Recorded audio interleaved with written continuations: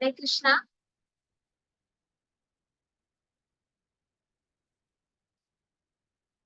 ഹരേ കൃഷ്ണ.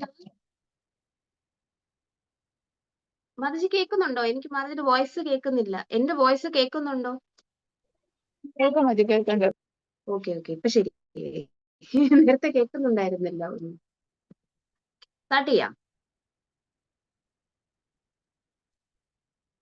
ഹരേ കൃഷ്ണ. രാധാ നീലമാധവ് സത്സംഗത്തിലെ എല്ലാ ഭക്തന്മാർക്കും, ഈ ഓൺലൈൻ ക്ലാസ്സിൽ നമ്മളോടൊപ്പം പങ്കെടുക്കുന്ന എല്ലാ ഭക്തന്മാർക്കും ചൈതന്യ ചരിതാമൃതത്തിന്റെ ഡെയിലി സെഷനിലെ ശനിയാഴ്ചയിലെ ഒരു സെഷനിലേക്ക് സ്വാഗതം. നിങ്ങൾക്കറിയാം, ഇപ്പോ ചൈതന്യ ചരിതാമൃതം ആദിലീല 11ാമത്തെ അധ്യായം, അവിടെയാണ് നമ്മൾ എത്തുന്നത്. ഇത് നിത്യാനന്ദ പ്രഭുവിന്റെ എക്സ്പാൻഷൻസ്. അതായത് നമ്മൾ ഒരു ചൈതന്യ ട്രെയിനെ കുറിച്ച് കഴിഞ്ഞ കുറച്ച് ദിവസങ്ങളായി പറഞ്ഞുകൊണ്ടിരിക്കുകയാണ്. എന്താണ്? ചൈതന്യ മഹാപ്രഭു ആണ് അതിന്റെ മെയിൻ ട്രങ്ക്. അതിൽ നിന്ന് വരുന്ന വിവിധ ശാഖകളും ഉപശാഖകളുമാണ്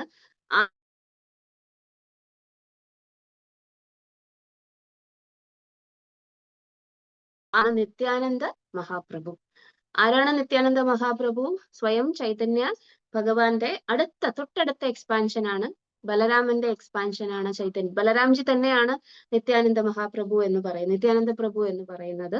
അപ്പൊ നിത്യാനന്ദ പ്രഭുവിന്റെ വംശപരമ്പര, അദ്ദേഹത്തിന്, നിത്യാനന്ദ പ്രഭുവിന് ഒരു പുത്രനുണ്ട്. അദ്ദേഹത്തെ കുറിച്ച് വളരെ ഡീറ്റെയിൽഡ് ആയിട്ട് ഇതിനകത്ത് പറയുന്നുണ്ട്. അത് മാത്രമല്ല, അദ്ദേഹത്തിന്റെ പാർഷദന്മാരെ കുറിച്ചും അദ്ദേഹത്തിന്റെ വിവിധ അസോസിയേറ്റ്സ് ഉള്ള ഭക്തന്മാരെ കുറിച്ചും ഈ ഒരു ഭാഗത്ത് പറയുന്നുണ്ട്. അപ്പൊ ഈ ഒരു chapter expansions of Lord Nityananda എന്നാണ് അറിയപ്പെടുന്നത്. അപ്പൊ അതില് 14ാമത്തെ ശ്ലോകം വരെ ഓൾറെഡി എടുത്തു കഴിഞ്ഞു. 14ാമത്തെ ശ്ലോകം മുതലാണ് നമുക്ക് ഇന്ന് കാണാനുള്ളത്. കഴിഞ്ഞ ശ്ലോകങ്ങളില് ഒരു ചെറിയ സംക്ഷിപ്തം പോലെ ഒരു എന്താണ്, ആദ്യത്തെ 1, 2, 3 ശ്ലോകങ്ങളിലും 4, 7, 4 വരെ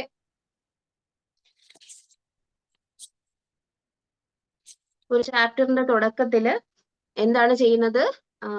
ആ ഒരു ഗ്രന്ഥകാരൻ വന്നിട്ട് തന്റെ ആചാര്യഗണങ്ങൾക്ക് എന്തർപ്പിക്കുന്നു? പ്രണാമം അർപ്പിക്കുന്ന ഭാഗമാണ് 7 വരെ. 7 കഴിഞ്ഞ് 8 മുതൽ 20 വരെയുള്ള ശ്ലോകങ്ങളില് നിത്യാനന്ദ പ്രഭുവിന്റെ ആ ഒരു ഏറ്റവും ക്ലോസ് ആയിട്ടുള്ള അസോസിയേറ്റ്സിനെ കുറിച്ചാണ് പറയുന്നത്. അതിൽ ഒരാള് വളരെയധികം പറയപ്പെടേണ്ട ആളാണ്.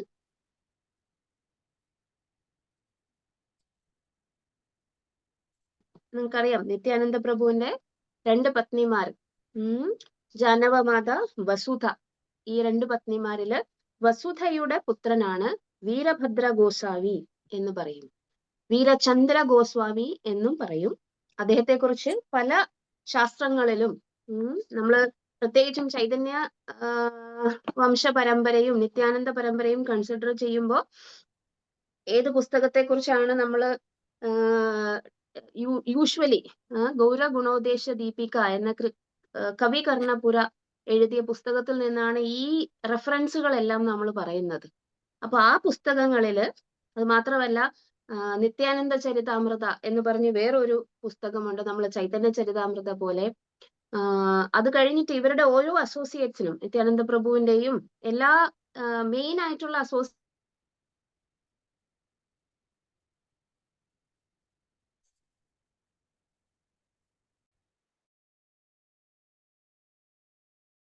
ഫോളോവേഴ്സിനെ കുറിച്ച് ഏറ്റവും കൂടുതൽ വർണ്ണിക്കുന്നത്.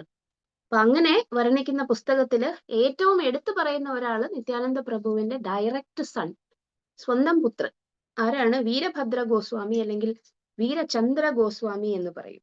ഈ വീരചന്ദ്ര ഗോസ്വാമിയെ കുറിച്ചാണ് 11ാമത്തെ ശ്ലോകത്തിൽ നിങ്ങൾ കേട്ടു തുടങ്ങുന്നത്.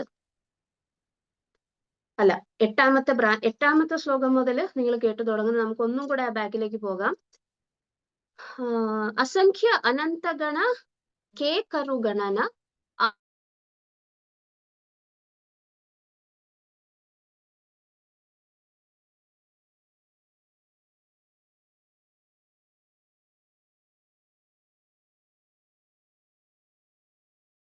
മഹാസ്കന്ദ മഹാശാഖ താണ്ട്ര ഉപശാഖായത അസംഖ്യതാരാലേഖ. അവിടെയാണ് നമ്മൾ ആരെക്കുറിച്ച് കേൾക്കുന്നത്? വീരഭദ്ര ഗോസ്വാമിയെ കുറിച്ച് കേൾക്കുന്നത്. വീരഭദ്ര ഗോസാനി എന്നാണ് പറയുന്നത്, വീരചന്ദ്ര ഗോസാനി എന്നും പറയും. അദ്ദേഹത്തെ കുറിച്ചാണ് നിങ്ങൾ ഡിസ്കസ് ചെയ്തുകൊണ്ടിരുന്നത്. അപ്പൊ നമുക്ക് അടുത്ത ശ്ലോകത്തിലേക്ക് കടക്കുന്നതിന് മുമ്പ് ചെറിയൊരു കീർത്തനം ചെയ്യാം. ഭഗവാനെയും ഗുരുവിനെയും നമുക്ക് പ്രണമിക്കാം. ജയ രാധ മാധവ കുഞ്ച ബിഹാരി ഗോപിജന വല്ലഭ ഗിരിവരധാരി. ജയ രാധ മാധവ കുഞ്ച ബിഹാരി ഗോപിജന വല്ലഭ ഗിരിവരധാരി. യശോദനന്ദന വ്രജ ജനരഞ്ജന यशोदानन्दन व्रज जनरञ्जन जमुना तीरवनचारी. जमुना तीरवनचारी. जय राधा माधव कुञ्ज बिहारी गोपीजन वल्लभ गिरिवरधारी. हरे कृष्णा कृष्ण कृष्ण हरे हरे, हरे राम राम राम हरे हरे. जय कृष्ण बलराम जय कृष्ण बलराम, कृष्ण बलराम जय कृष्ण बलराम. जय गौरनिताय जय गौरनिताय, गौरनिताय जय गौरनिताय. जय जय प्रभुपाद प्रभुपाद प्रभुपाद जय जय प्रभुपाद.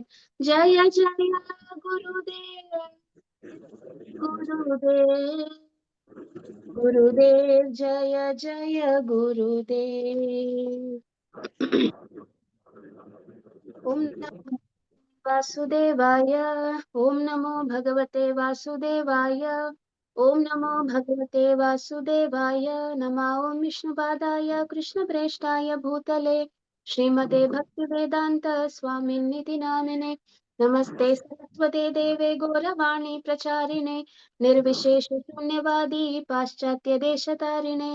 जय श्री कृष्ण चैतन्य प्रभु नित्यानंद श्री अद्वैत गदाधरा श्रीवासादि गौर भक्तवृंद.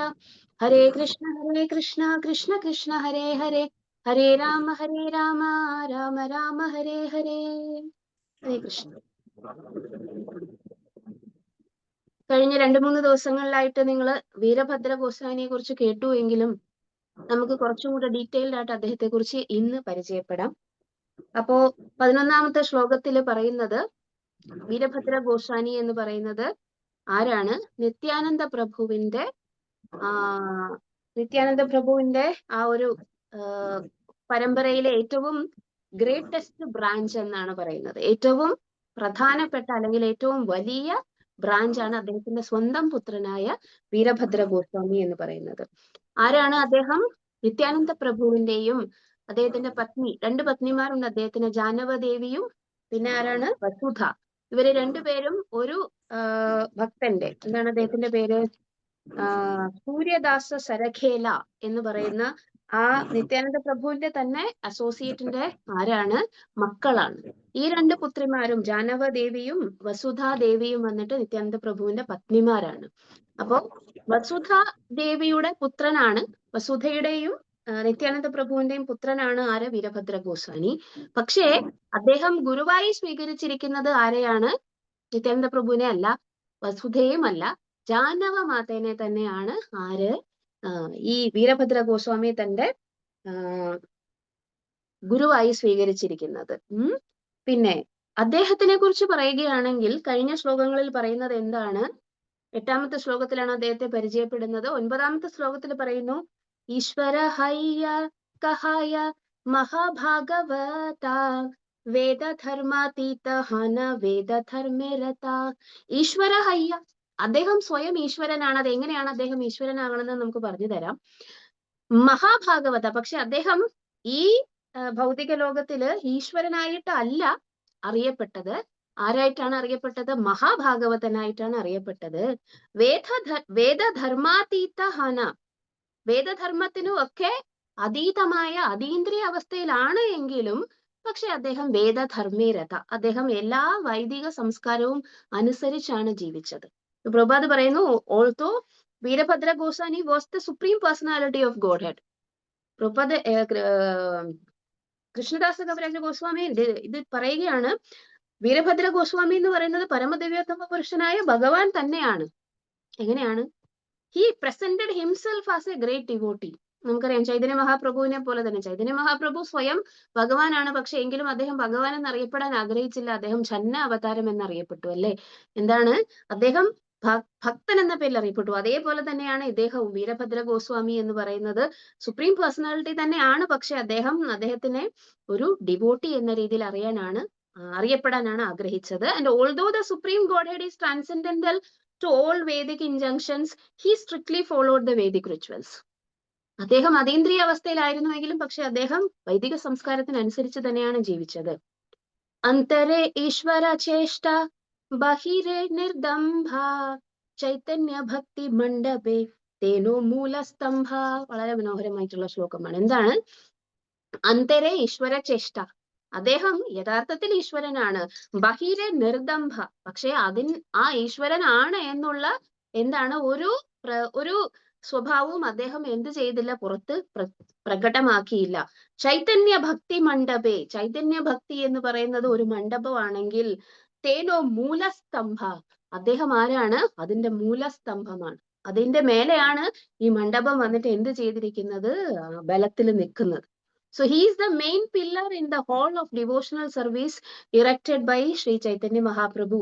He knew within himself that he acted as Supreme Lord Vishnu, but externally he was prideless. ഇനി ആരാണ് അദ്ദേഹം എന്ന് വീണ്ടും ഒരിടത്ത് പറയുന്നുണ്ട്. അദ്യാപി യാന്ധര കൃപ മഹിമഹായിതേ ചൈതന്യ നിത്യാനന്ദ ഗായ സകല ജഗതേ. എന്താണ്? അദ്ദേഹത്തിന്റെ പ്രഭാവം കൊണ്ട് അല്ലെങ്കിൽ അദ്ദേഹത്തിന്റെ കാരുണ്യം കൊണ്ടാണ് ലോകത്തുള്ള എല്ലാ ആൾക്കാരും ചൈതന്യ മഹാപ്രഭുവിന്റെയും നിത്യാനന്ദ പ്രഭുവിന്റെയും ഖ്യാതികൾ കേട്ടത് എന്ന്, അല്ലെങ്കിൽ അവരുടെ നാമങ്ങൾ ജപിച്ചത് എന്ന്. അത്രയ്ക്കും ഈ ഒരു ചൈതന്യ ട്രീ അല്ലെങ്കിൽ ഗൗഡിയ വൈഷ്ണവിസത്തില് അതിനെ പ്രചരിപ്പിക്കാൻ വേണ്ടി മുൻപിൽ നിന്ന ആളായിരുന്നു നിത്യാനന്ദ പ്രഭുവിന്റെ സ്വന്തം പുത്രനായ വീരഭദ്ര ഗോസാനി. സെയ് വീരഭദ്ര ഗോസാനിര ലായിനു ശരണ യാൻഹര പ്രസാദേ ഹയ അഭീഷ്ട പൂരണ. ആരാണോ വീരഭദ്ര ഗോസ്വായിക്ക് ശരണമടയുന്നത്, അദ്ദേഹത്തിന്റെ പ്രസാദം കൊണ്ട് എന്താണ്? ഈ ഭക്തന്റെ ആഗ്രഹങ്ങളെല്ലാം പൂർണ്ണമാകും. So I therefore take shelter of the lotus feet of Veerabhadra Goswami, so that by his mercy my great desire to write Sri Chaitanya Charitamrita will be properly guided. അപ്പോ കൃഷ്ണദാസ കവിരാജ ഗോസ്വാമി എന്ത് ചെയ്യുകയാണ്? വീരഭദ്ര ഗോസ്വാമിക്ക് പ്രണാമങ്ങൾ അർപ്പിക്കുകയാണ്. യഥാർത്ഥത്തിൽ ജീവഗോസ്വാമിയും കൃഷ്ണദാസ കവിരാജ ഗോസ്വാമിയും ഒക്കെ ജീവിച്ചിരുന്ന കാലഘട്ടത്തിൽ തന്നെയാണ് ആര് ജീവിച്ചിരുന്നത്? വീരഭദ്ര ഗോസ്വാമി ജീവിച്ചിരുന്നത്. വീരഭദ്ര ഗോസ്വാമി എപ്പോഴാണോ വൃന്ദാവനത്തിൽ പരിക്രമം നടത്താൻ വേണ്ടി, വൃന്ദാവനത്തിലേക്ക് പോകാൻ വേണ്ടി പല സ്ഥലങ്ങളിലും അദ്ദേഹം യാത്ര ചെയ്തിട്ടുണ്ട്. ആ യാത്രയിൽ ഒരിക്കൽ അദ്ദേഹം എവിടെ എത്തി? വൃന്ദാവനത്തിൽ എത്തി ജീവഗോസ്വാമിയെയും കൃഷ്ണദാസ കവിരാജ ഗോസ്വാമിയെയും കാണുകയുണ്ടാകുകയും ചെയ്തു. അപ്പൊ അവര് സെയിം കാലഘട്ടത്തിൽ ജീവിച്ചിരുന്ന ആൾക്കാരാണ്. അപ്പോ അത് കഴിഞ്ഞിട്ട് 13ാമത്തെ ശ്ലോകത്തില് വേറെ ഭക്തന്മാരെ കുറിച്ചാണ് പറയുന്നത്. രാമദാസ എന്ന് പറയുന്ന ഒരു ഭക്തനെ കുറിച്ചും വീണ്ടും ഗദാധരദാസ ചൈതന്യ ഗോശാനിയിലെ ഭക്തരഹേ താൻഡ്രപാശ. ഈ ഭക്തന്മാരെ കുറിച്ച് പറയുന്നതിന് മുമ്പ് നമുക്ക് വീരഭദ്ര ഗോസ്വാമിയെ കുറിച്ച് ഒന്ന് കേൾക്കാം. ഇനി വീരഭദ്ര ഗോസ്വാമി ആരാണ് എന്ന് കൂടുതൽ വെളിപ്പെടുത്തുന്നത് ഇവിടെ വീരഭദ്ര ഗോസ്വാമിയെ കുറിച്ച് ഇത്രയും കാര്യങ്ങൾ മാത്രമേ പറയുന്നുള്ളൂ. ആരാണ് അദ്ദേഹം എന്ന് വെളിപ്പെടുത്തുന്നില്ല. നിത്യാനന്ദ പ്രഭുവിന്റെ മകനാണ്, ജാനവ മാതയുടെ ശിഷ്യനാണ്, വസുധ അദ്ദേഹത്തിന്റെ അമ്മയാണ്. അദ്ദേഹം ക്ഷീരോദകശായി വിഷ്ണു ആണ് എന്ന് പറയുന്നു. ഇവിടെ കൃഷ്ണദാസ കവിരാജ ഗോസ്വാമി പറയുന്നു he's the supreme personality himself. അപ്പോ ആരാണ് ഇവിടെ പറയുന്നത്? ക്ഷീരോദകശായി വിഷ്ണുവിന്റെ അവതാരമാണ് അദ്ദേഹം എന്ന് പറയുന്നു. ചൈതന്യ ഭക്തി മണ്ഡപത്തിന്റെ മൂല സ്തംഭമാണ് അദ്ദേഹം. ചൈതന്യ ഭക്തി മണ്ഡപത്തിന്റെ മൂലസ്തംഭമാണ് അദ്ദേഹം എന്ന് പറയുന്നു. പക്ഷെ അദ്ദേഹം പുറമെ ഭാവിച്ചില്ല താൻ ഈശ്വരനാണ് എന്ന്. എപ്പോഴും അദ്ദേഹം വൈദിക സംസ്കാരത്തിനനുസരിച്ച് ജീവിക്കുന്ന ഒരു ഭക്തൻ മാത്രമായി കാണപ്പെട്ടു. ഇനി അദ്ദേഹത്തിനെ കുറിച്ച് നിത്യാനന്ദ ചരിതാമൃതം, നമ്മൾ ചൈതന്യ ചരിതാമൃതം പോലെ തന്നെ നിത്യാനന്ദ ചരിതാമൃതത്തില് വളരെ വ്യക്തമായിട്ട് പറയുന്നുണ്ട്. ഒരു ദിവസം ചൈതന്യ മഹാപ്രഭു തനിയെ ആയിരുന്ന സമയത്ത് നിത്യാനന്ദ പ്രഭുവിനെ വിളിച്ചു, അദ്ദേഹത്തോട് സംസാരിച്ചു. എവിടെയാണ്? വൃന്ദാവനത്തിലായിരുന്ന സമയത്ത് നിത്യാനന്ദ പ്രഭുവിനോട് വളരെ സ്വകാര്യത്തില് അദ്ദേഹം എന്ത് ചെയ്യുന്നു? നിത്യാനന്ദ ചരിത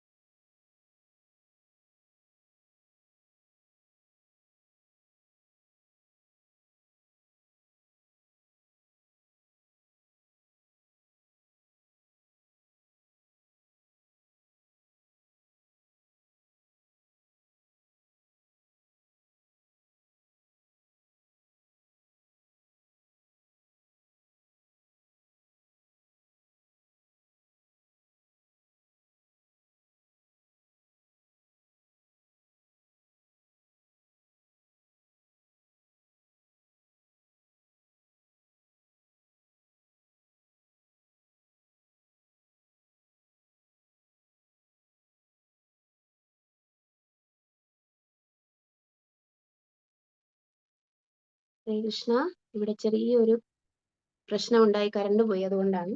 ഓക്കെ, അപ്പൊ നമുക്ക് കണ്ടിന്യൂ ചെയ്യാം. എന്താണ് ഇപ്പൊ പറയുന്നത്? നിത്യാനന്ദ ചരിതാമൃതത്തിൽ എന്ത് പറയുന്നു? തുമി യാഖോ ഗൗരദേശേ. ആരോടാണ് പറയുന്നത്? നിത്യാനന്ദ പ്രഭുവിനോട്. ആര് പറയുന്നു? ചൈതന്യ മഹാപ്രഭു പറയുന്നു. തുമി യാഖോ ഗൗഡദേശേ. ഏതാണ് ഗൗഡദേശം എന്ന് പറയുന്നത്? ബംഗാൾ. അപ്പൊ അങ്ങ് ബംഗാളിലേക്ക് തിരിച്ചു പോകണം. കരഹ സംസാര, അങ്ങ് എന്ത് ചെയ്യണം? വിവാഹം കഴിക്കണം. നിത്യാനന്ദ പ്രഭുവിനോട് ആര് പറയുകയാണ്? ചൈതന്യ മഹാപ്രഭു പറയുകയാണ്. തബേ സബ ലോകേര ഹോയിബെ നിസ്താര. അങ്ങനെയാണെങ്കിൽ മാത്രമേ ഈ ലോകമെമ്പാടും എന്താണ് അങ്ങേക്ക് ഡെലിവർ ചെയ്യാൻ, അല്ലെങ്കിൽ ഭക്തന്മാരെ മുക്തിക്ക് അർഹരാക്കാൻ വേണ്ടി സാധിക്കുകയുള്ളൂ. എന്തിനാണ് അദ്ദേഹത്തോട് വിവാഹം കഴിക്കാൻ പറഞ്ഞത് എന്ന് പറയുന്നു. പുനഃ ആസീബ അമി തുമാര മന്ദിര.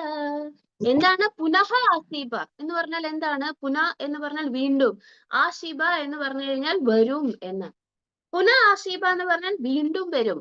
ആര് വീണ്ടും വരും? അമി, ഞാൻ വീണ്ടും വരും. എന്താണ്? തുമാര മന്ദിരേ, അങ്ങയുടെ ഭവനത്തിൽ ഞാൻ വീണ്ടും വരും. എങ്ങനെ വരും? ഭക്തി ബിലായിയ പുനഃ ആശീബ സംസാര. ഭക്തിയെ എല്ലാവർക്കും ദാനം ചെയ്യാൻ വേണ്ടി. അദ്ദേഹം ആരാണ്? ചൈതന്യ മഹാപ്രഭു. ചൈതന്യ മഹാപ്രഭു സ്വയം ഭക്താവതാരമാണ്. അദ്ദേഹം ചെയ്തത് എന്താണ്? ഭക്തി പ്രചരിപ്പിക്കുകയാണ് ചെയ്തത്. പക്ഷെ അദ്ദേഹം ഇഹലോകത്തിൽ നിന്നും പോയി കഴിഞ്ഞതിന് ശേഷം നിത്യാനന്ദ പ്രഭുവിനോട് അദ്ദേഹം എന്താണ് പറയുന്നത്? പോകുന്നതിന് മുമ്പ് അദ്ദേഹം നിത്യാനന്ദ പ്രഭുവിനോട് പറഞ്ഞു, അങ്ങ് പോയി വിവാഹം കഴിക്കണം, അങ്ങയുടെ ഭവനത്തിൽ ഞാൻ വീണ്ടും വരും എന്ന് പറഞ്ഞു. എങ്ങനെ വരും? എന്തിനു വരും? ഭക്തി പ്രചരിപ്പിക്കാൻ വേണ്ടി വീണ്ടും വരും എന്ന് പറയുന്നു. പിന്നെ എന്താണ് പറഞ്ഞത്? ഗുപ്പു അവതാര ശാസ്ത്രേ നഹിത്തെ പ്രചാര. എന്താണ് ആ അവതാരത്തിന്റെ പ്രശ്നം? ഗുപ്പു അവതാര. എന്താണ്? ഗുപ്ത അവതാരം എന്നാണ് പറയുന്നത്. ചൈതന്യ മഹാപ്രഭുവെ ചന്ന അവതാരം എന്നാണ് അറിയപ്പെടുന്നത്. ഇപ്പൊ പറയണ എന്താണ്? ഗുപ്പു അവതാര. ഞാൻ എടുക്കാൻ പോകുന്ന ഇനിയുള്ള ഇത് ചൈതന്യ മഹാപ്രഭുവാണ് പറയുന്നത്. ആരോട്? നിത്യാനന്ദ പ്രഭുവിനോട് പറയുന്നത്. ഗുപ്പു അവതാര ശാസ്ത്രേ നഹിത്തെ പ്രചാര. ശാസ്ത്രത്തിലൊന്നും ഈ അവതാരത്തെ കുറിച്ച് നിങ്ങൾക്ക് കേൾക്കാൻ കഴിയുകയില്ല. അചിന്ത്യ അമാര ശക്തി കേഹ നഹി ജാനേ. അചിന്ത്യമായിട്ടുള്ള എന്റെ ശക്തി എന്ന് പറയുന്നത് ആർക്കും മനസ്സിലാക്കാൻ കഴിയുകയില്ല. ആർക്കു മാത്രം മനസ്സിലാകും? നിത്യാനന്ദ പ്രഭുവിനോട് പറയുകയാണ്, സെയ് സേ ജാനയേ തുമി ജനഹ സൈഖനെ. അങ്ങേക്ക് മാത്രമേ മനസ്സിലാകുകയുള്ളൂ. ഇനി ആർക്കെങ്കിലും മനസ്സിലാക്കണമെന്നുണ്ടെങ്കിൽ അങ്ങയുടെ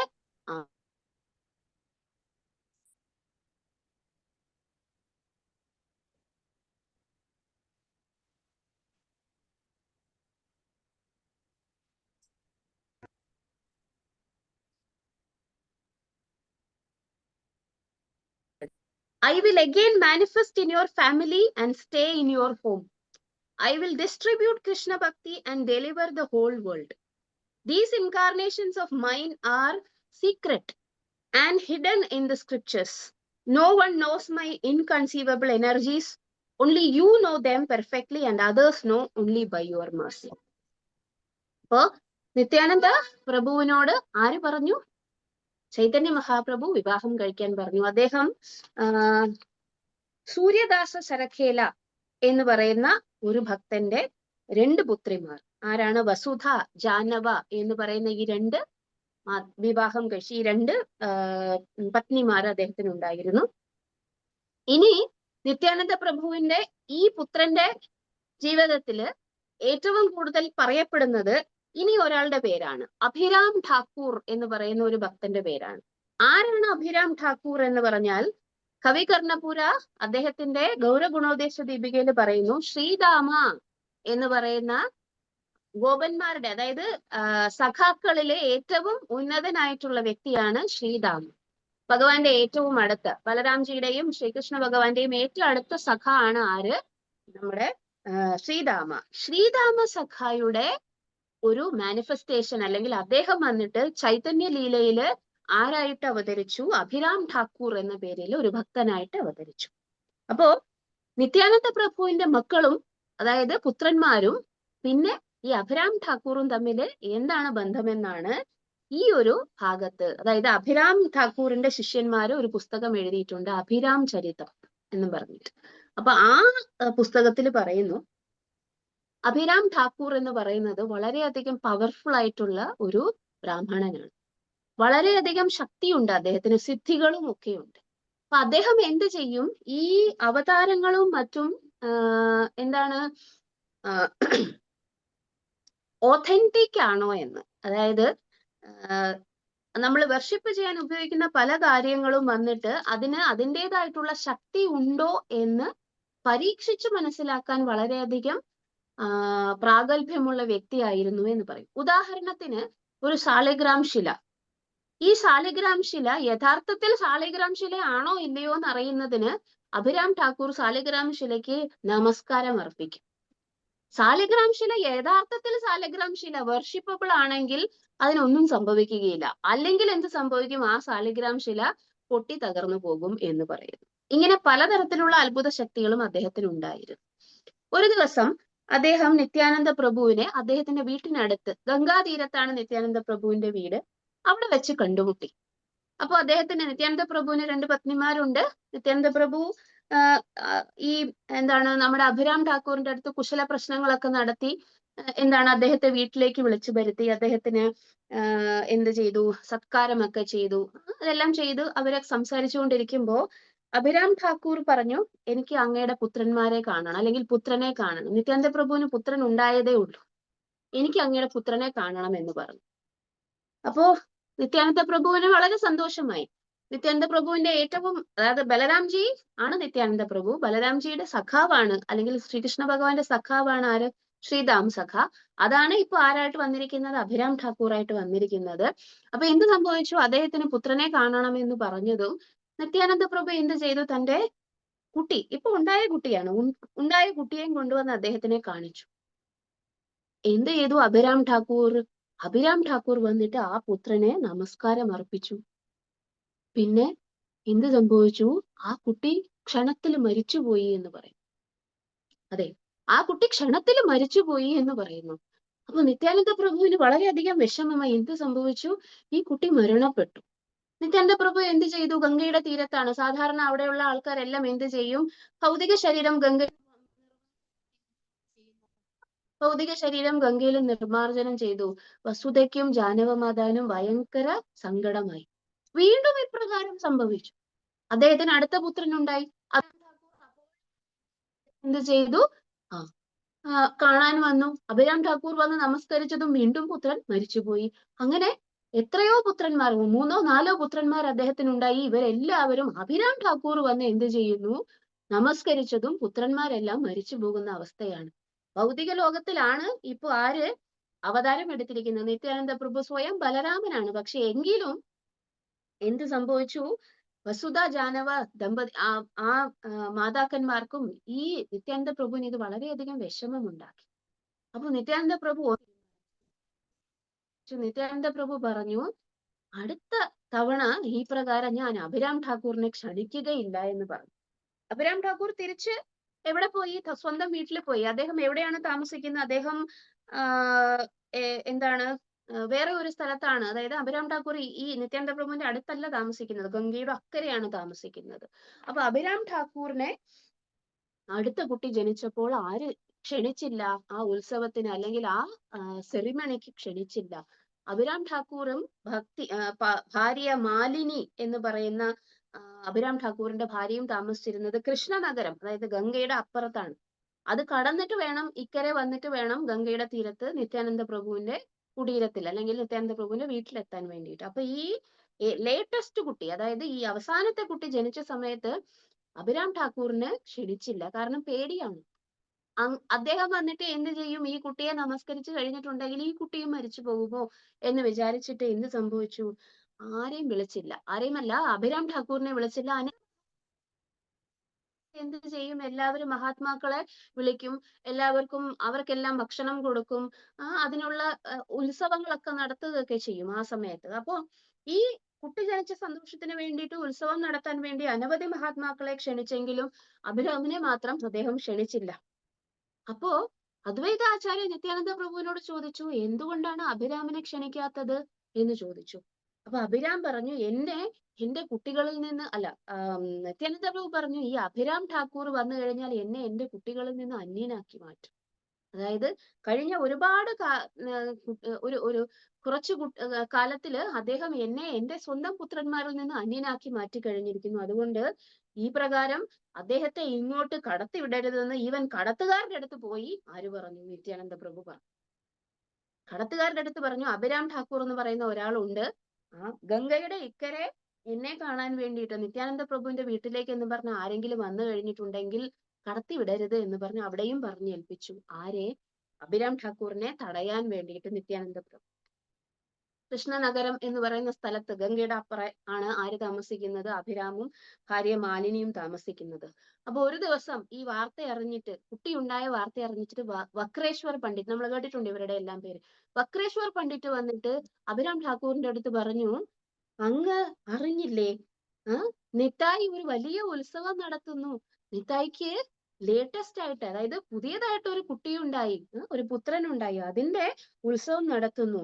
അങ്ങ് പ്രധാന ഗോപാലനായ ശ്രീതാമന്റെ അവതാരമാണ്, അങ്ങേ ക്ഷണിച്ചില്ലേ എന്ന് ചോദിച്ചു. അപ്പോ അഭിരാം ഠാക്കൂർ ചിരിച്ചിട്ട് പറഞ്ഞു, ഇല്ല, എന്നെ നിത്തായി വിളിക്കത്തില്ല എന്ന് പറഞ്ഞു. അപ്പോ അതെന്താണ് എന്ന് ചോദിച്ചപ്പോ ഈ കാര്യങ്ങളെല്ലാം വക്രേശ്വർ പണ്ഡിറ്റിന്റെ അടുത്ത് ആര് പറഞ്ഞു കൊടുത്തു? അഭിരാം ഠാക്കൂർ പറഞ്ഞു കൊടുത്തു. അപ്പോ അദ്ദേഹം വക്രേശ്വർ പണ്ഡിറ്റ് പറഞ്ഞു, പക്ഷെ നിങ്ങളില്ലാതെ ഈ ഉത്സവം ആഘോഷം ഒരിക്കലും പൂർണ്ണമാവുകയില്ല. വിളിച്ചില്ല എങ്കിലും പോകണം. കാരണം എന്താണ്? അങ്ങ് ആരാണ്? റഖാൽ, അല്ലെങ്കിൽ എന്താണ്, ഗോപന്മാരുടെ വേറൊരു പേരാണ്. എന്താണ്? ബ്രജേര രാഖാൽ. നമ്മള് എന്താണ് ഇതിനകത്ത് കേൾക്കും, പല വൈഷ്ണവ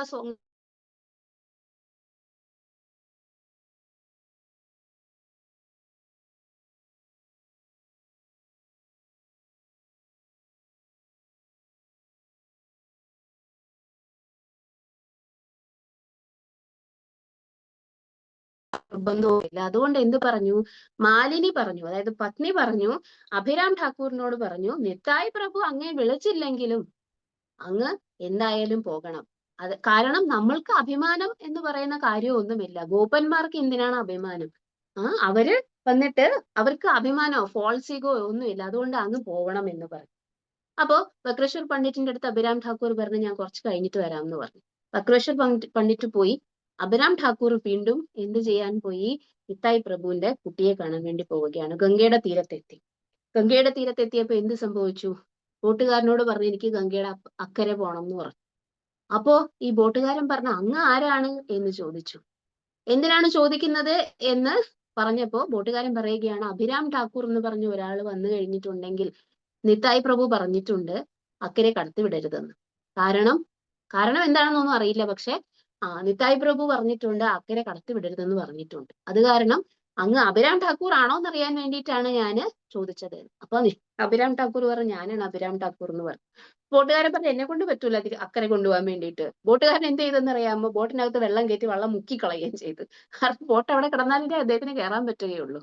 എന്നിട്ട് ഇത് കണ്ടിട്ട് ചുറ്റും കൂടി നിന്നിരുന്ന എല്ലാ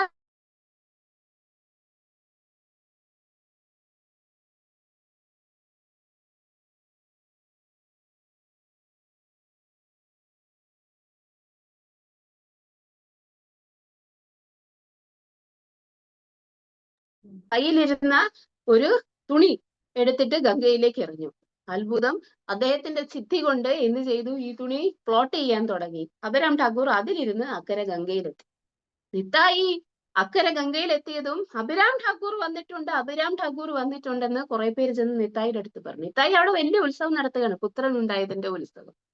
അപ്പൊ അഭിരാം ഠാക്കൂർ അക്കരെ ചെന്നപ്പോഴേക്കും ഈ കാര്യം ആരറിഞ്ഞു? നിത്തായി അറിഞ്ഞു. പക്ഷെ നിത്തായി അദ്ദേഹത്തിനോട് ഒരു എന്തും ചെയ്തില്ല, ഒരു പിന്നെ പിണക്കവും കാണിച്ചില്ല. വന്ന സ്ഥിതിക്ക് വിളിച്ചില്ല എങ്കിലും വന്നു. എന്നാലും വന്ന സ്ഥിതിക്ക് എല്ലാ മഹാത്മാക്കളെയും, മഹന്തുക്കൾ എന്നാണ് പറയുന്നത്, മഹന്ത് എന്ന് പറഞ്ഞാൽ മഹാത്മാക്കൾ, അതായത് അവിടെ സന്നിഹിതരായിരിക്കുന്ന മുഖ്യന്മാരായിട്ടുള്ള ആൾക്കാരെ എല്ലാം കൂട്ടിയിട്ട് അഭിരാം ഠാക്കൂറിനെ ഗംഗാതീരത്ത് പോയി കണ്ടു. ഗംഗാതീരത്ത് വെച്ച് അദ്ദേഹത്തിനെ എന്ത് ചെയ്തു? ആനയിച്ച് അദ്ദേഹം വീട്ടിലേക്ക് കൊണ്ടുപോയി. എന്നിട്ട് അവിടെ ചെന്നിട്ട് അദ്ദേഹത്തിന് ആദ്യം പ്രസാദമൊക്കെ ഭക്ഷിക്കാൻ നൽകി. അഭിരാം ഠാക്കൂർ അവിടെ ഒരു ഭയങ്കര ലീലയുണ്ട്. അഭിരാം ഠാക്കൂർ ഈ നിത്തായി പ്രഭു കൊടുത്ത പ്രസാദം എല്ലാം മുഴുവനെ കഴിച്ചു തീർത്തു. അപ്പൊ നിത്തായി പ്രഭു പറഞ്ഞു ഞാൻ ഈ വിളിച്ചു വരുത്തിയിരിക്കുന്ന മഹത്തുക്കൾക്ക് ഇനി എന്തു കൊടുക്കും? അപ്പൊ അഭിരാം ഠാക്കൂർ ചോദിച്ചു ആ എന്താണ് വിളമ്പിയ പാത്രത്തിൽ പോയി നോക്ക് എന്ന് പറഞ്ഞു. നിത്തായി പ്രഭു പോയി വിളമ്പിയ പാത്രത്തിൽ നോക്കിയപ്പോ അഭിരാം ഠാക്കൂർ കഴിച്ചു തീർത്തതിനെക്കാട്ടിലും 3-4 മടങ്ങ് പ്രസാദം അതിനകത്ത് ഓൾറെഡി ഇരിപ്പുണ്ട്. അതുപോലെ അത്ഭുത ശക്തിയുള്ള വ്യക്തിയാണ് അഭിരാം ഠാക്കൂർ. അപ്പൊ നിത്തായി പ്രഭു അങ്ങനെ എല്ലാവർക്കും മഹത്തുക്കൾക്കെല്ലാം പ്രസാദം കൊടുത്തു കഴിഞ്ഞ് റെസ്റ്റ് എടുക്കുന്ന സമയത്ത് അഭിരാം ഠാക്കൂർ പറഞ്ഞു എന്താണ് കുട്ടിയെ കാണണം എന്ന് പറഞ്ഞു. അപ്പോഴേക്കും ഭയന്ന് ജാനവ മാതായും വസുധാദേവിയും കൂടെ വന്നിട്ട് ഇദ്ദേഹത്തെ കൈകൂപ്പി വണങ്ങിയിട്ട് പറഞ്ഞു ഈ ഒരു കുട്ടിയെ അങ്ങ് എന്ത് ചെയ്യരുത്, ഞങ്ങളിൽ നിന്നും അകറ്റരുത്, അതിനെ സംരക്ഷിക്കണം. നിങ്ങൾ കുട്ടിയെ നമസ്കരിച്ചാല് അത് മരണപ്പെടും എന്ന് ഞങ്ങൾക്ക് പേടിയുണ്ട്. പലതവണ ഇത് സംഭവിച്ചിട്ടുണ്ട്. പക്ഷെ ഇനിയും ഞങ്ങൾക്ക് പുത്രന്മാർ മരിച്ചവരായി ജീവിക്കാൻ വേണ്ടിയിട്ട് താല്പര്യമില്ല. ഈ തവണ അങ്ങ് ഈ കുട്ടിയെ നമസ്കരിച്ചാൽ ആ കുട്ടി മരണപ്പെട്ട് കഴിഞ്ഞിട്ടുണ്ടെങ്കിൽ നിശ്ചയമായിട്ടും ഞങ്ങൾ രണ്ടുപേരും മരണം വരിക്കുന്നതായിരിക്കും.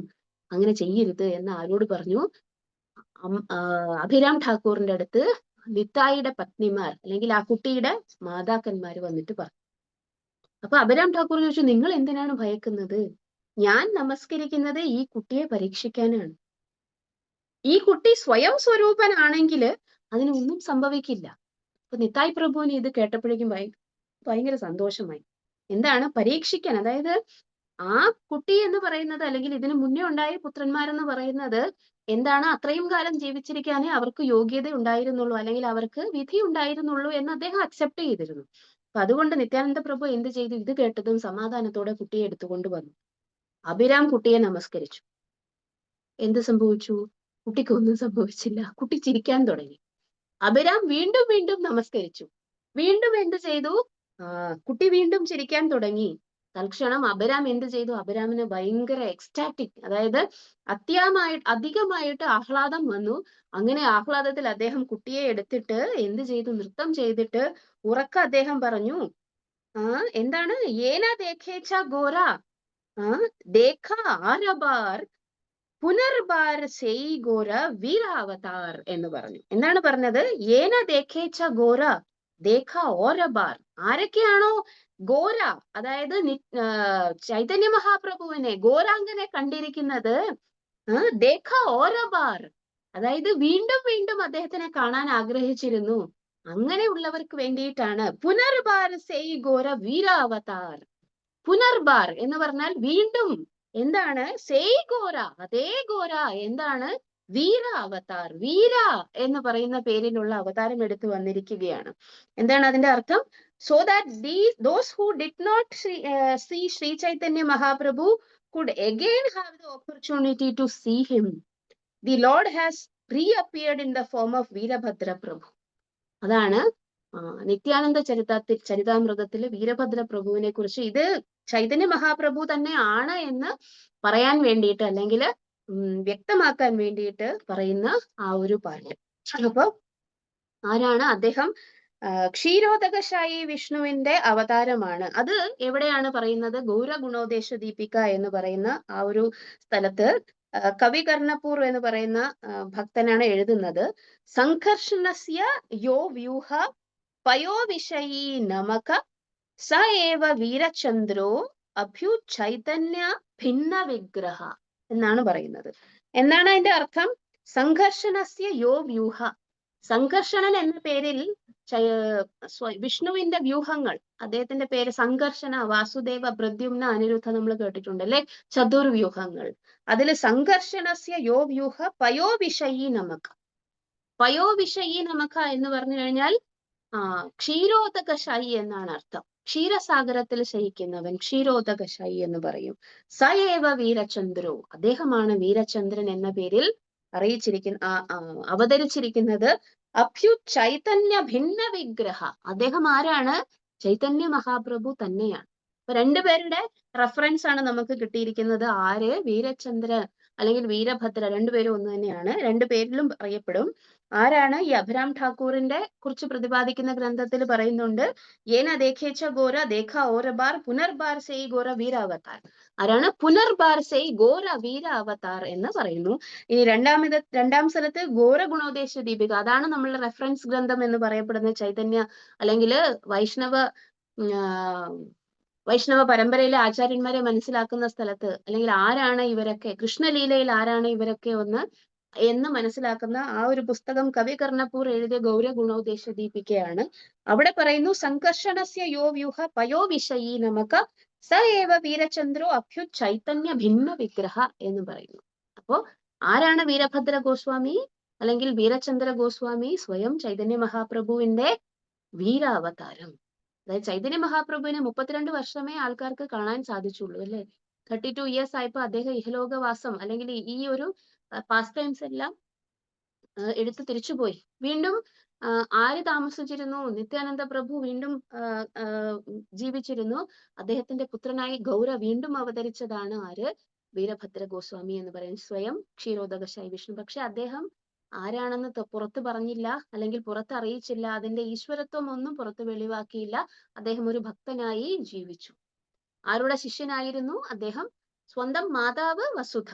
പക്ഷെ അദ്ദേഹത്തിന്റെ ഇനിയൊരു നിത്യാനന്ദ പ്രഭുവിന്റെ ഇനിയൊരു പത്നിയുണ്ട്, ജാനവമാത. വളരെ വളരെ പേരുകേട്ട വ്യക്തിയാണ് ജാനവമാത. അദ്ദേഹത്തിന്റെ ജാനവമാതയുടെ ഡിസൈപ്പിൾ ആയിട്ടാണ് ആരറിയപ്പെടുന്നത്? ഈ വീരഭദ്ര ഗോസ്വാമി അറിയപ്പെടുന്നത്. ഇനി ഇദ്ദേഹത്തിന്റെ പരമ്പര, അതായത് വീരഭദ്ര ഗോസ്വാമിയുടെ ഭാര്യമാർ, അദ്ദേഹത്തിന്റെ പുത്രന്മാർ, അങ്ങനെ ഒരുപാട് പരമ്പരയെ കുറിച്ചും ഇവിടെ വിവരിക്കുന്നുണ്ട്. ഇതിനകത്ത് അദ്ദേഹം ആരെയാണ് വിവാഹം കഴിച്ചിരിക്കുന്നതെന്ന് പറയുന്നു. ഒരു പ്രധാന വ്യക്തിയുടെ പേര് യദുനന്ദന ആചാര്യ എന്ന് പറയുന്ന ഒരു വ്യക്തി. അദ്ദേഹത്തിന് വളരെ വിശേഷാൽ സ്വഭാവമുള്ള, പ്രത്യേകിച്ചും ഈ ഭൗതികമായിട്ടുള്ള അല്ലെങ്കിൽ ഈ ഭൂതലത്തിൽ കാണുന്നത് പോലെയുള്ള സ്വഭാവവും സൗന്ദര്യവും അല്ല, അതിലും പ്രധാനപ്പെട്ട സൗന്ദര്യവും സ്വഭാവമുള്ള 2 പുത്രിമാരുണ്ടായിരുന്നു, ശ്രീമതിയും നാരായണിയും. ഇങ്ങനെ 2 പുത്രിമാർ.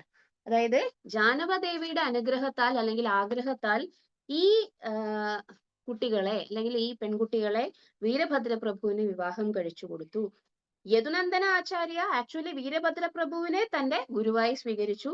ശ്രീമതിയും നാരായണയും ജാനവമാതേനെ തന്റെ ഗുരുവായി സ്വീകരിച്ചു. അങ്ങനെ ഈ എന്താണ് ഈ ഇദ്ദേഹം, അതായത് വീരഭദ്ര ഗോസ്വാമി എന്ന് പറയുന്നത് പിന്നെ ഒരുപാട് യാത്ര ചെയ്ത കാര്യമാണ് ആ ഒരു ഭാഗത്ത് പറയുന്നത്. അദ്ദേഹം ആരുടെ അനുഗ്രഹത്താൽ? യദുനന്ദന ആചാര്യയുടെ ചോദിച്ചിട്ടല്ല, അദ്ദേഹം വന്നിട്ട് നിത്യാനന്ദ പ്രഭുവിന്റെ അനുഗ്രഹം കൊണ്ട് അദ്ദേഹം വന്നിട്ട് ഒരു ട്രാവലിന് പോയി. എല്ലായിടത്തും അദ്ദേഹം വൃന്ദാവനത്തിലേക്കാണ് പോയത്, പക്ഷെ പോകുന്നത് പല വഴിയാണ്. ഈ പോകുന്ന വഴിക്കെല്ലാം അദ്ദേഹം ഓരോരോ ഭക്തന്മാരെ സന്ദർശിക്കുകയും അവരോടൊപ്പം ചിലവഴിക്കുകയും ചെയ്തതായിട്ടെല്ലാം ഈ ഗ്രന്ഥത്തിൽ പറയുന്നുണ്ട്. ജീവഗോസ്വാമി, അതിൽ പ്രധാനപ്പെട്ട കാര്യം എന്താണെന്ന് വെച്ചാൽ ജീവഗോസ്വാമിയും കൃഷ്ണദാസ കവിരാജ ഗോസ്വാമിയും ഇവര് ഒക്കെയുള്ള കാലത്താണ് അദ്ദേഹം ജീവിച്ചിരുന്നതും അദ്ദേഹം അവരെ സന്ദർശിച്ചിരുന്നതും. വൃന്ദാവനത്തില്. ഇനി വീരഭദ്ര ഗോസ്വാമിയുടെ പുത്രന്മാർ എന്നറിയപ്പെടുന്ന ചില സ്ഥലങ്ങളിൽ അദ്ദേഹത്തിന്റെ പുത്രന്മാർ എന്നറിയപ്പെടും, പക്ഷെ യഥാർത്ഥത്തിൽ ഇവർ അദ്ദേഹത്തിന്റെ ശിഷ്യന്മാരാണ്. ആര്? ഗോപീജന വല്ലഭ, രാമചന്ദ്ര, രാമകൃഷ്ണ. ഇങ്ങനെ 3 പ്രധാനപ്പെട്ട ശിഷ്യന്മാരാണ് അദ്ദേഹത്തിന് ഉണ്ടായിരുന്നത് എന്ന് പറയപ്പെടുന്നു. ഇതാണ് വീരഭദ്ര ഗോസ്വാമിയെ കുറിച്ചുള്ള ഒരു സംക്ഷിപ്തം. ആരാണ് അദ്ദേഹം? നിത്യാനന്ദ പ്രഭുവിന്റെ പുത്രൻ. ആരുടെ? നിത്യാനന്ദ പ്രഭുവിന്റെ പത്നി വസുധയിൽ ഉണ്ടായ പുത്രൻ. ആരുടെ ശിഷ്യൻ? ജാനവമാത, അതായത് നിത്യാനന്ദ പ്രഭുവിന്റെ അടുത്ത പത്നി ജാനവമാതയുടെ ശിഷ്യൻ. ഇനി അദ്ദേഹം ആരാണ്? ക്ഷീരോദകശായി വിഷ്ണു തന്നെയാണ്. പക്ഷെ അദ്ദേഹം ഒരു ഭക്തന്റെ രൂപത്തിൽ വന്നു. ആരാണ് അതിനെക്കുറിച്ച് ഡീറ്റെയിൽഡ് ആയിട്ട് പറയുന്നത്? അഭിരാം ഠാക്കൂർ എന്ന് പറയുന്ന അദ്ദേഹത്തിന്റെ നിത്യാനന്ദ പ്രഭുവിന്റെ ഒരു ക്ലോസ് അസോസിയേറ്റ്. ആരാണ്? ശ്രീധാമ സഖയുടെ അവതാരമാണ് അഭിരാം ഠാക്കൂർ. അദ്ദേഹം പറയുന്നു ഇത് ഗൗര തന്നെയാണ്. ചൈതന്യ മഹാപ്രഭുവിനെ കണ്ടിട്ടില്ലാത്ത ആൾക്കാർക്ക് ഇനിയും അദ്ദേഹത്തെ കാണാൻ വേണ്ടിയിട്ട് ആര് വന്നതാണ്? ഗൗര പുനരവതാരം എടുത്തതാണ്. ആര്? ഈ വീരഭദ്രൻ അല്ലെങ്കിൽ വീരചന്ദ്രൻ എന്ന് പറയുന്നത്. വീണ്ടും അദ്ദേഹം ക്ഷീരോദകശായി വിഷ്ണു ആണെന്ന് പറയപ്പെടുന്നു. ഇതിനുശേഷം നമുക്ക് അടുത്ത ശ്ലോകത്തിലേക്ക് കടക്കാം. 14-15 ശ്ലോകം. The expansions of Lord Nityananda. നമുക്ക് 5 മിനിറ്റ് സമയമുണ്ട്. അപ്പൊ 5 മിനിറ്റ് കൊണ്ട് നമുക്ക് ശ്ലോകം. नित्यानंदे आज्ञा दिला यावे गौड़ा याय ते महाप्रभु एई दुई दिला तांड्र साथे अथएव दुई गणे दुन्हर गणना മാധവ വാസുദേവ ഘോഷേരോ ഏയി വിവരണ. എന്താണ്? നിത്യാനന്ദ ആജ്ഞാദീല, നിത്യാനന്ദ പ്രഭുയുടെ ആജ്ഞ കൊണ്ട് യാവേ ഗൗഡ ഹൈത്തെ, അദ്ദേഹം ബംഗാളിലേക്ക് പോയി. ആരെ കുറിച്ചാണ് പറയുന്നത്? രാമദാസ, ഗദാധരദാസ, വീരഭദ്ര ഗോസ്വാമിയുടെ കൂടെ ജീവിച്ചിരുന്ന ഈ 2 ഡിവോട്ടീസിനെ കുറിച്ചാണ് പറയുന്നത്. അവരോട് ആര് പറഞ്ഞു? നിത്യാനന്ദ പ്രഭു പറഞ്ഞു നിങ്ങൾ ബംഗാളിലേക്ക് തിരിച്ചു പോകണം. അഥൈവ ദുയി ഗണേ ദൂനാര ഗണന മാധവ വാസുദേവ ഘോഷേരോ ഏയി വിവരണം. നമുക്ക് നോക്കാം എന്താണ് എഴുതുന്നത്. When Nityananda Prabhu was ordered to go to Bengal to preach, these 2 devotees, Sri Ramadasa and Gadadhar Das, were ordered to go with him. Thus, they were sometimes counted among the devotees of Lord Chaitanya and sometimes among the devotees of Lord Nityananda. Similarly, Madhava Ghosh and Vasudeva Ghosh belonged to both groups of devotees simultaneously. ഇവരുടെയൊക്കെ പലരുടെയും പേരുകൾ നമ്മൾ വാസുദേവ ഘോഷ് അല്ലെ, നമ്മള് എന്താണ്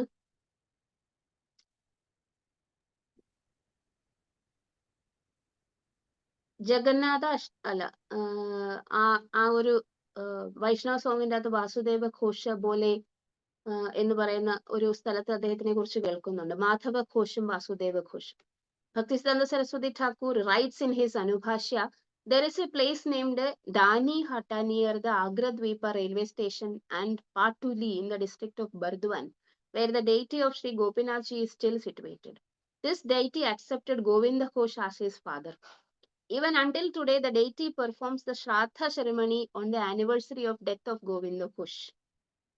ഈ എന്താണ് ഈ ഒരു ഭക്തനെ ആരാണ്? അവിടുത്തെ ഡെയിറ്റി തന്നെ ആരായിട്ട് തീരുമാനിച്ചു? തന്റെ പിതാവായിട്ട് അക്സെപ്റ്റ് ചെയ്തു. ആ ഗോവിന്ദ ഘോഷിന്റെ മരണത്തിന്റെ ദിവസം, അതായത് ഇയർലി വന്നിട്ട് ആ ആനിവേഴ്സറി വരുമ്പോ ഭഗവാൻ തന്നെ ശ്രാദ്ധ സെറമണി ചെയ്യാറുണ്ട് എന്ന്. The temple of this deity is managed by the Rajavamsha family of Krishnanagara, whose members are descendants of Raja Krishna Chandra. Every year in the month of Vaishakha, when there is a Baradola ceremony, this Gopinath deity is taken to Krishnanagara. The ceremony is performed with 11 other deities, and then Sri Gopinathji is brought back to the temple in Agra Dvipa. അപ്പോൾ ഇവിടെ 2 ഭക്തന്മാരെ കുറിച്ച്, മാധവ ഘോഷ്, വാസുദേവ ഘോഷ്. ഗോവിന്ദ ഘോഷ. അടുത്ത ശ്ലോകം. രാമദാസ മുഖ്യ ശാഖ സഖ്യ പ്രേമ രാശി ഷോല ശങ്കേര കാഷ്ട യേയി തുലി കൈല Vamshi. Ramadasa, one of the chief branches, was full of fraternal love of Godhead. He made a flute from a stick with 16 notes. ഇവിടെ നിത്യാനന്ദ പ്രഭുവിന്റെ അടുത്ത ഭക്തന്മാരെ കുറിച്ച് പറയുന്നു. രാമദാസ, അദ്ദേഹം ആരാണ്? സഖ്യ പ്രേമത്തില് ഭഗവാനോട് അസോസിയേറ്റ് ചെയ്തിരുന്ന വ്യക്തിയായിരുന്നു. അദ്ദേഹമാണ് ഭഗവാന് വേണ്ടിയിട്ട് എന്താണ് ഒരു ഫ്ലൂട്ട്, 16 നോട്ടുള്ള ഒരു ഫ്ലൂട്ട് ഉണ്ടാക്കി കൊടുത്തത് എന്നും പറയുന്നു. ഗദാധര ദാസ ഗോപി ഭാവേ പൂർണ്ണാനന്ദ യാന്ത്രഖരെ ദാന കേളി കൈല നിത്യാനന്ദ. വീണ്ടും ഒരു ഭക്തന്റെ പേര് പറയുന്നു, ഗദാധര ദാസ. He was always fully absorbed in ecstasy as a gopi. In his house, Lord Nityananda enacted the drama Danakeli. വളരെ പേര് കേട്ട ഒരു ഡ്രാമയാണ് നിത്യാനന്ദ പ്രഭുവിന്റെ. അതിനെക്കുറിച്ച് നമുക്ക് അടുത്ത ക്ലാസ്സിൽ സംസാരിക്കാം. ദാനക്കേളി എന്താണ് അതിനകത്ത് പറയുന്നത് എന്നൊക്കെ നമുക്ക് അടുത്ത ക്ലാസ്സിൽ സംസാരിക്കാം. ദാനക്കേളി. അപ്പൊ ഗദാധര ദാസ എന്ന് പറയുന്ന ഗോപി ഭാവത്തിലുള്ള ഒരു ഭക്തന്റെ വീട്ടില് നിത്യാനന്ദ പ്രഭു വന്നിട്ട് ദാനക്കേളി എന്ന് പറയുന്ന ഒരു നാടകം അവതരിപ്പിച്ചിരുന്നു എന്ന് പറയുന്നു. ശ്രീമാധവ ഘോഷ മുഖ്യ കീർത്തനീയ ഗണേ നിത്യാനന്ദ പ്രഭു നിത്യ കരേയാന്ത്രഗണേ. മാധവ ഘോഷ് എന്ന് പറയുന്ന ആ ഭക്തൻ കീർത്തനം ചെയ്യുമ്പോൾ നിത്യാനന്ദ പ്രഭു എന്താണ് ഡാൻസ് ചെയ്തിരുന്നു എന്ന് പറയപ്പെടും. മാധവ ഘോഷ് എന്നാണ് അദ്ദേഹത്തിന്റെ പേര്. വസുദേവ ഗീതേ കരേ പ്രഭുരവർണ്ണനേ കാഷ്ടപാശന ദ്രവേ യഹര ശ്രവണേ.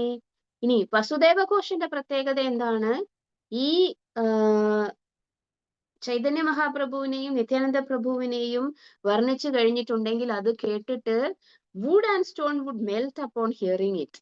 എന്താണ് എഴുതിയിരിക്കുന്നത്? കൃഷ്ണദാസ കവിരാജ ഗോസ്വാമി വസുദേവ ഗീതേ കരേ, വസുദേവ ഘോഷ് പാടുമ്പോ എന്ത് സംഭവിക്കും? അദ്ദേഹം പാട്ട് പാടുമ്പോ എന്ത് പാട്ട്? കരേ പ്രഭുര വർണ്ണനെ, ആരുടെ?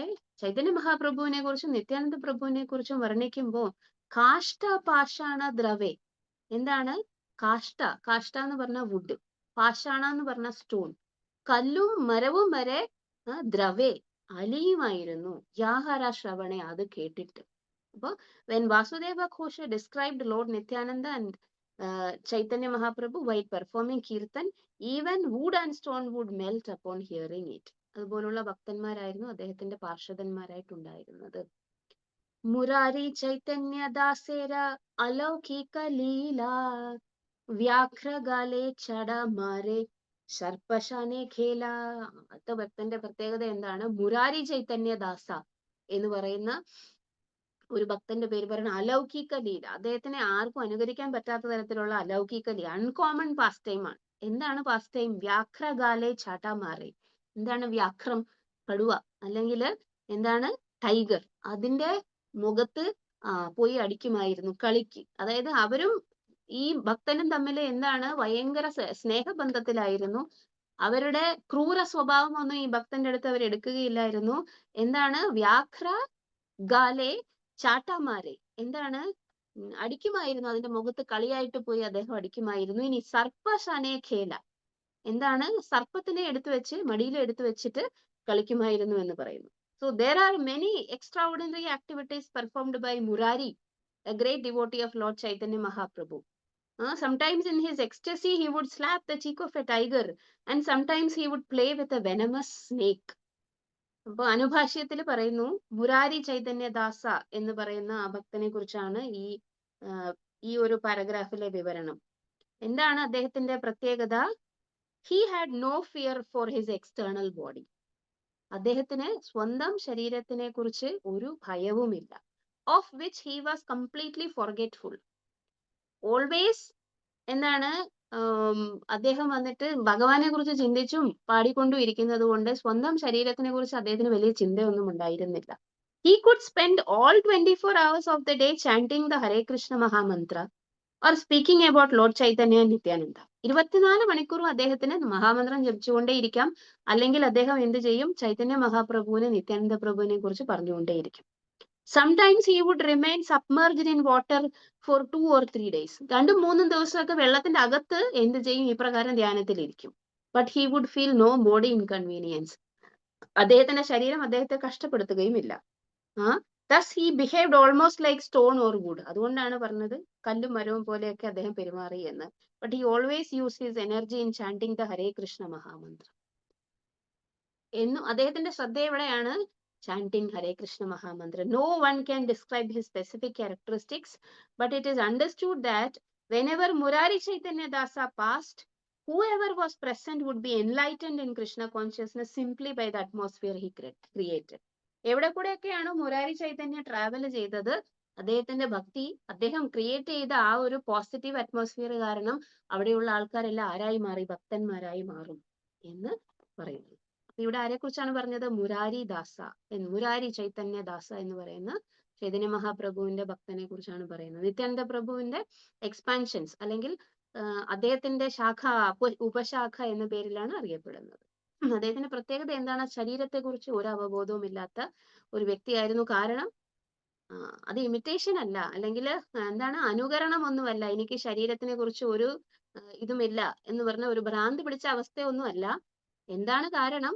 അദ്ദേഹത്തിന്റെ പോസിറ്റീവ് എനർജി, അല്ലെങ്കിൽ അദ്ദേഹം ദിനവും 24 മണിക്കൂറും ഭഗവാന്റെ നാമവും ജപിച്ച് ചൈതന്യ മഹാപ്രഭുവിനെ കുറിച്ചും നിത്യാനന്ദ പ്രഭുവിനെ കുറിച്ചും സംസാരിച്ച് ശരീരത്തിനെ കുറിച്ച് അദ്ദേഹത്തിന് ഓർമ്മയെ ഇല്ലാത്തതാണ്. ആ അവസ്ഥയിലാണ് അദ്ദേഹം അങ്ങനെ ചെയ്യുന്നത്. ഇതൊന്നും അനുകരിക്കാൻ പാടുള്ളതല്ല. നിത്യാനന്ദേര ഗണയഥ സഭവ്രജ സഖാ ശൃംഗവേത്ര ഗോപവേഷ ശിരേ ശിഖിപാഖ. ഇതും വളരെ ഇമ്പോർട്ടന്റ് ആണ്. ഇവരെ കുറിച്ച് പറഞ്ഞ ആൾക്കാർ, ഈ പറഞ്ഞ നമ്മൾ കേട്ട ആൾക്കാരൊന്നും സാധാരണ ആൾക്കാരല്ല. ആരാണ്? നിത്യാനന്ദേര ഗണയഥ, ഈ പറഞ്ഞ നിത്യാനന്ദ പ്രഭുവിന്റെ ഗണങ്ങളെല്ലാം സഭവ്രജ സഖ. ആരാണ്? നേരത്തെ നമ്മള് ഗോസ്വാമിമാരെ കുറിച്ച് പറഞ്ഞില്ലേ? രൂപമഞ്ജരിയാണ്, അനംഗമഞ്ജരിയാണ്, പിന്നെ അങ്ങനെ മഞ്ജരിമാരാണ് എന്നൊക്കെ പറഞ്ഞില്ലേ? ഇതേപോലെ തന്നെ എല്ലാവരും ആരാണ്? ബ്രജസഖ. ചൈതന്യ മഹാപ്രഭുവിന്റെ കൂടെ നിത്യാനന്ദ പ്രഭു ആരായിട്ട്? ബലരാംജി നിത്യാനന്ദ പ്രഭുവായിട്ട് അവതരിക്കുമ്പോ അദ്ദേഹത്തിന്റെ അസോസിയേറ്റ്സ് ആരാണ്? ഗോപന്മാരാണ്. ഗോപന്മാരാണ് ആരായിട്ട് വരുന്നത്? ഈ അസോസിയേറ്റ്സ് ആയിട്ട് വരുന്നത്. ശൃംഗവേത്ര ഗോപവേഷ ശിരേശിഖി പഖ. എന്താണ് ശൃംഗവേത്ര? ശൃംഗവേത്ര എന്ന് പറഞ്ഞാൽ അത് ഈ പശുവിനെ തെളിക്കാൻ വേണ്ടി ഉപയോഗിക്കുന്ന കുറച്ച് സാധനങ്ങളാണ്. ശൃംഗ എന്ന് പറഞ്ഞാൽ അവര് വായിക്കാൻ ഉപയോഗിക്കുന്ന ബ്യൂഗിൾ എന്ന് പറഞ്ഞാൽ മറ്റേ കാളയുടെ കൊമ്പ് കൊണ്ട് അവരൊരു ബ്യൂഗിൾ ഉണ്ടാക്കൂലേ, അതാണ് ഈ ശൃംഗ എന്ന് പറയുന്നത്. ശൃംഗം എന്ന് പറഞ്ഞാൽ കൊമ്പെന്നാണ്. വേത്ര എന്ന് പറഞ്ഞാൽ ആടിനെ തെളിയിക്കാനും പശുവിനെ തെളിയിക്കാനും ഒക്കെ ഉപയോഗിക്കുന്ന സ്റ്റിക്കിനെയാണ് വേത്ര എന്ന് പറയുന്നത്. നമ്മൾ കേട്ടിട്ടുണ്ട് തോത്ര വേത്രേക പാണയെ എന്ന് ഭഗവാനെ വിളിക്കും. എന്താണ് ഈ എന്താണ് കുതിരേനെ നിയന്ത്രിക്കാൻ ഉപയോഗിക്കുന്ന ഒരു വടിയും ഉണ്ടാകും, കടിഞ്ഞാണും ഉണ്ടാകും. അതാണ് തോത്ര വേത്രേക പാണയെ എന്ന് പറയുന്നത്. Their cowherd dress ഏതാണത്? ഗോപവേഷ. And peacock plumes on their heads, ശിഖി പാഖ. ഇതൊക്കെയാണ് ഗോപന്മാരെ മനസ്സിലാക്കാനുള്ള വസ്തുതകൾ. So Janava Mata is also within the list of Lord Nityananda's followers. All the associates of Lord Nityananda were formerly cowherd boys in Brajabhumi. Their symbolic representations were the horns and sticks they carried, their cowherd dress and the peacock plumes on their heads. ഇനി ഇവിടെ ജാനവ മാതയെ കുറിച്ച് പറയുന്നു. ജാനവ മാത is also within the list of Lord Nityananda's followers. She is described in the Gaura Gunodesha Deepika as Ananga Manjari of Vrindavana. All the devotees who are followers of Janava Mata are counted within the list of Sri Nityananda Prabhu's devotees. ആരാണ് അപ്പോ? ഗൗര ഗുണോദേശ ദീപികയില് ജാനവ മാത ആരാണ്? അനംഗ മഞ്ജരി. നമുക്ക് ജാനവ മാതയെ കുറിച്ച് അടുത്ത ക്ലാസ്സിൽ കേൾക്കാം. കാരണം ഈ ഭക്തന്മാരെ കുറിച്ച് ഡിസ്ക്രിപ്ഷൻ എല്ലാം പല പല പുസ്തകങ്ങളിലാണ് ഉള്ളത്. ഇപ്പോ നിത്യാനന്ദ ലീല, ചൈതന്യ ചരിതാമൃതം പോലെ നിത്യാനന്ദ ചരിതാമൃതം ഉണ്ട്. എല്ലാ മെയിൻ അസോസിയേറ്റ്സിനെ കുറിച്ചും അവരുടെ ഡിസൈപ്പിൾസ് എഴുതിയിട്ടുണ്ട്. പല ഗ്രന്ഥങ്ങളിൽ നിന്നും അവരെ കുറിച്ച് വിവരണമുണ്ട്. പക്ഷെ അത് മുഴുവൻ സംസാരിക്കുക എന്ന് പറയുന്നത് നമ്മുടെ ഒരു ക്ലാസിന്റെ ഒരു ലിമിറ്റേഷനിൽ വന്നിട്ട് പ്രായോഗികമല്ല. അതുകൊണ്ട് ഇന്ന് നമ്മൾ ആരെ കുറിച്ച് കേട്ടു? വീരഭദ്ര ഗോസ്വാമിയെ കുറിച്ച് കേട്ടു. ഇനിയിപ്പോ നിങ്ങൾക്ക് വീരഭദ്ര ഗോസ്വാമി ആരാണെന്ന് മനസ്സിലായിട്ടുണ്ടാവും. അടുത്ത ക്ലാസ്സിൽ നമുക്ക് ജാനവ മാതയെ കുറിച്ച് സംസാരിക്കാം. അനംഗ മഞ്ജരി. ഹരേ കൃഷ്ണ. അപ്പൊ 21ാമത്തെ ശ്ലോകം വരെയാണ് നമ്മൾ ഇന്ന് എടുത്തിട്ടുള്ളത്. തിങ്കളാഴ്ച മുതൽ അതിന്റെ ബാക്കി എങ്കിലും നമ്മൾക്ക് അടുത്ത ശനിയാഴ്ച അല്ലെങ്കിൽ അടുത്ത ക്ലാസ്സിൽ ജാനവ മാത ആരാണ് എന്ന് കേൾക്കാം. ഹരേ കൃഷ്ണ. Thank you Mataji. ഹരേ കൃഷ്ണ. ഹരേ കൃഷ്ണ. ഹരേ കൃഷ്ണ. പ്രണാമം. Thank you Mataji. ഹരേ കൃഷ്ണ. പ്രണാമം Mataji. Thank you very much Mataji. നല്ല ക്ലാസ്. മാതാജി, നമ്മള് ഗൗര ആരാധനയിലുള്ള വാസുഘോഷാണോ ഈ വാസുദേവ ഘോഷ്? ഹരേ കൃഷ്ണ. ഒരേ പേരിലുള്ള ഒരുപാട് ഭക്തന്മാരുണ്ട് മാതാജി, ജയമ അതാണോ എന്ന് കൊണ്ടോട്ട് എനിക്കറിയില്ല. ഘോഷാദിഗായ എന്ന് പറഞ്ഞ പാടുണ്ടല്ലോ, അതാണ് ഞാൻ ചോദിച്ചത്. ആയിരിക്കാൻ സാധ്യതയുണ്ട്. കാരണം ഒരുപാട് ഒരേ പേരിലുള്ള ഒരുപാട് ഭക്തന്മാരുണ്ട്. ഈ ചൈതന്യ ചരിതാമൃതത്തിൽ തന്നെ റിപ്പീറ്റഡ് പേരുകൾ വരുന്നുണ്ട്. പക്ഷെ അത് ആരാണെന്ന് എനിക്കറിയില്ല. ആയിരിക്കാൻ സാധ്യതയുണ്ട് എന്ന് മാത്രമേ അറിയൂ. ഹരേ കൃഷ്ണ. നമുക്ക് താങ്ക് യു അതിന്റെ മാതാജി. റെഫറൻസ് ഒന്നും അറിയാൻ റെഫറൻസ് ചിലപ്പോൾ കിട്ടൂല. കാരണം ഒരുപാട് ഈ പ്രകാരം ഇതെല്ലാം ഈ അടുത്ത കാലത്ത് ജീവിച്ചിരുന്ന ഭക്തന്മാരായതുകൊണ്ട് ഇത് ആരൊക്കെയാണ് എന്ന് റെഫറൻസ് കിട്ടുക ഭയങ്കര ബുദ്ധിമുട്ടാണ്. ഹരേ കൃഷ്ണ. Thank you Mataji. പ്രണാമം മാതാജി.